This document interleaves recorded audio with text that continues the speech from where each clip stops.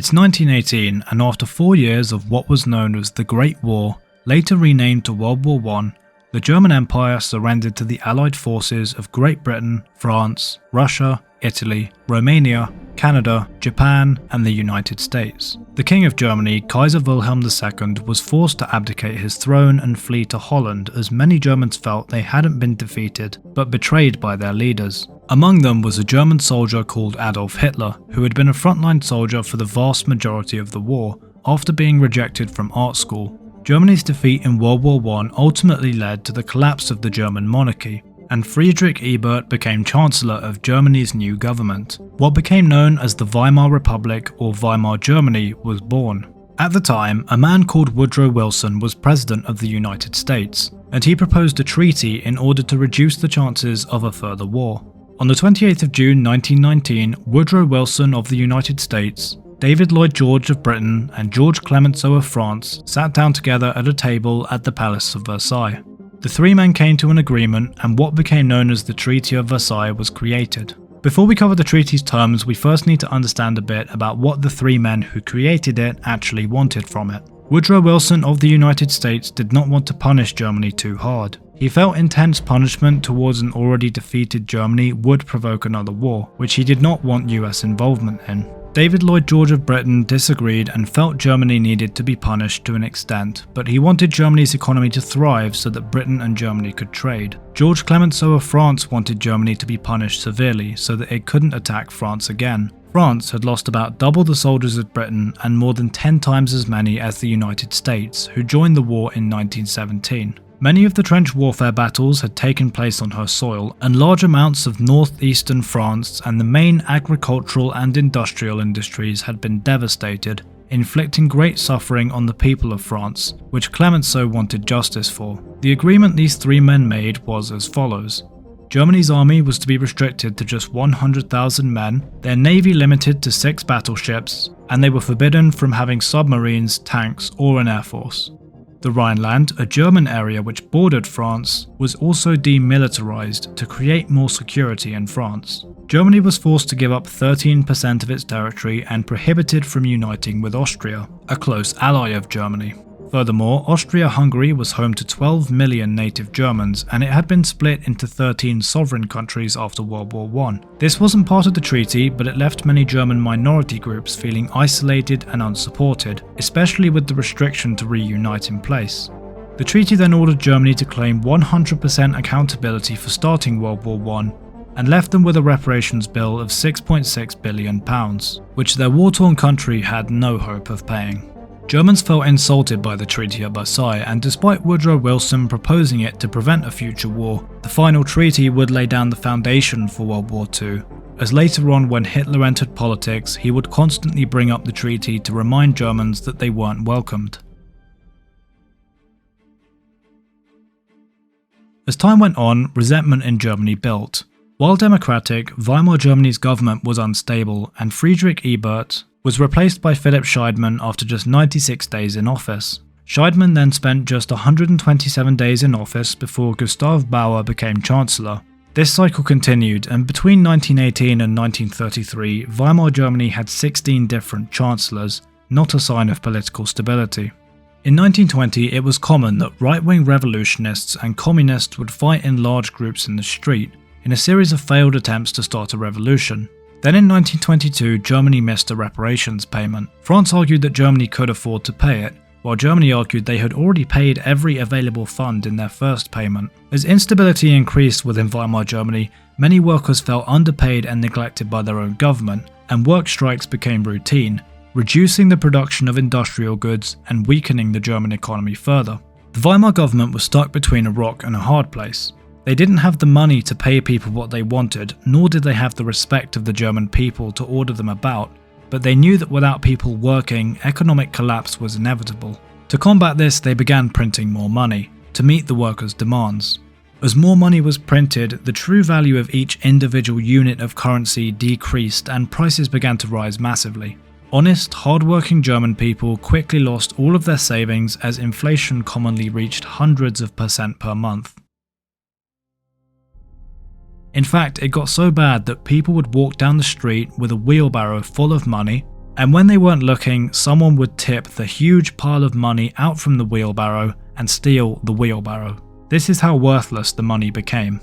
With a huge economic depression sweeping Weimar Germany, desperate Germans began turning to extreme politicians for answers, as Weimar Germany seemed to offer no security. Among the many extreme politicians operating in Germany at the time, Adolf Hitler, who had discovered a natural public speaking gift in 1919, had a following of 55,000 party members by 1923. Initially, he had joined the DAP, or German Workers' Party, in 1919 as its 55th member, but had since become the leader of this small party and changed its name to the National Socialist German Workers' Party, or Nazi for short. Performing speeches on street corners and in beer halls, Hitler and his right-wing ideology had grown to a respectable level by 1923, but his party was still nothing in size compared to the other right-wing parties in Germany at the time.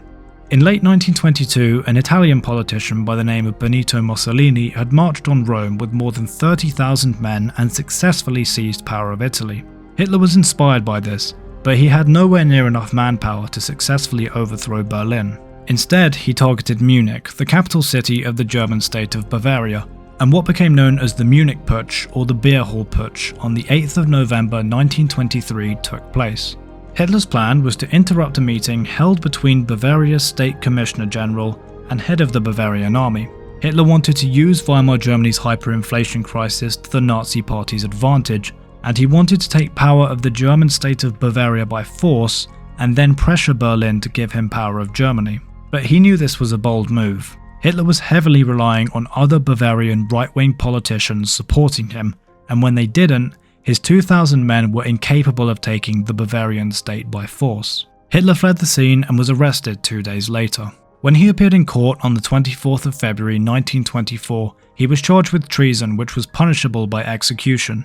But the judge was sympathetic towards him and his cause, and gave him a 5-year prison sentence instead, of which he only served 9 months. During his time in prison, Hitler wrote a book. It was titled Mein Kampf, which in German means My Struggle. The book laid out his political views and ideas for what a prosperous Germany would look like, as well as heavy criticism of Jews and communists, who he blamed for the weak state of Weimar Germany, and placed extra emphasis on Jewish people who he claimed had stabbed Germany in the back by making financial gains from World War I. Hitler didn't create anti-Semitism, but he used it to give his followers a common enemy. When he was released from prison on the 20th of December 1924, he had been banned from public speaking until 1927. In the meantime, Germany had begun to recover. From here until 1929, these were known as the golden years of the Weimar Republic. Previously, in 1923, Gustav Stresemann had founded a coalition government in Weimar Germany, which just means a government of multiple parties where the vote a party wins is proportional to the number of seats it receives in parliament. He had previously been chancellor and was forced to resign from lack of support within the government, and became Weimar Germany's Minister of Foreign Affairs instead. He had used this role to secure American loans and help rebuild the Weimar Republic's economy. Gustav also changed Germany's currency to the Rentenmark to combat the hyperinflation crisis. This series of decisions had great results for Germany.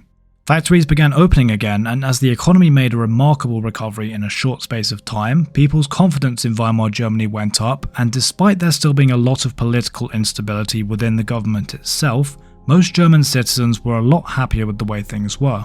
During this period of time, parties with extreme political views, such as the Nazis and the Communists, did exceptionally bad in the elections. In 1928, the Nazi Party won less than 3% of the Reichstag seats, Germany's parliament building.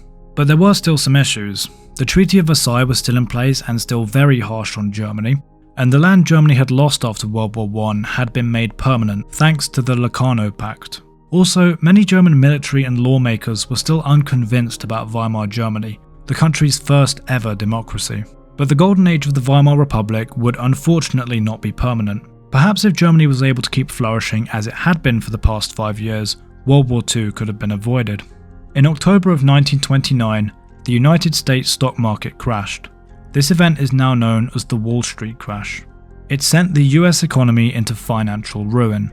Gustav Stresemann's work was undone overnight as American banks began recalling the loans he had arranged to rebuild Germany's economy. As a result of this, Germany suffered far more than any other country, with a total collapse of its economy.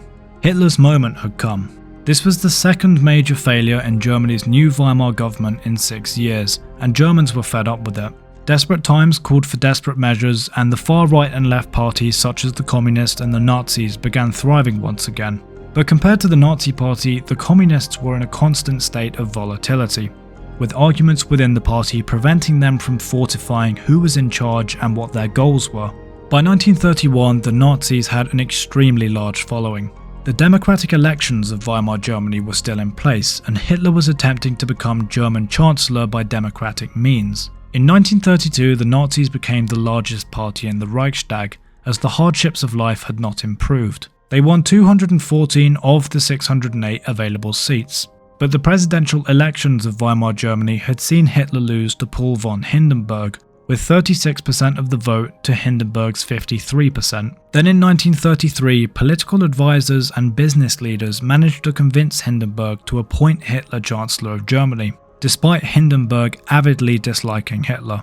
The idea was to use Hitler's policies to their advantage and help them achieve their own goals, the main policy of which was to destroy communism, which pretty much everybody looking to make lots of money from business hated. Hindenburg initially thought if he gave into the pressure, he could control Hitler. He was wrong. Now appointed Democratic Chancellor of Weimar Germany, Hitler took steps to solidify his position. At this point in time, many Nazi supporters were forming paramilitary groups, which are essentially illegal armies formed of citizens, and these groups would regularly fight protesters in the streets.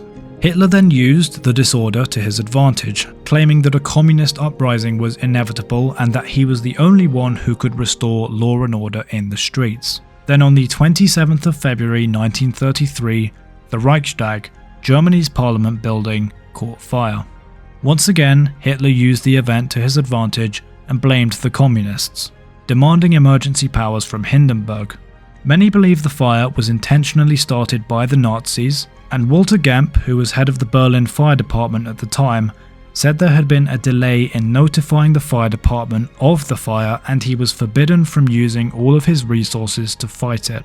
Furthermore, he was dismissed from presenting evidence to the press of Nazi involvement, and was ultimately arrested in 1937 and found dead in his prison cell in 1939.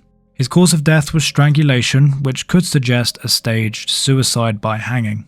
A few hours after the fire, Nazi propaganda spread fears of a communist revolution, and Hitler managed to convince Hindenburg to invoke Article 48 of the Weimar Constitution, which if granted would give him temporary dictatorial powers.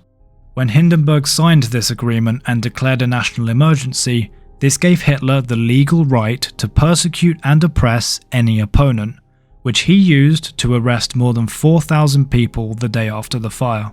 The SA, Hitler's main paramilitary group, were then ordered to run a violent campaign against any opponents. When Hitler initially lost to Hindenburg, he had called for another election to try and strengthen his position. The 2 months leading up to the fire had seen a massive Nazi election campaign, and now that he had temporary dictatorial powers, as well as a national terrorist attack to blame on the communists, Hitler ran another election on the 5th of March 1933. This time the Nazis won just under 44% of the vote.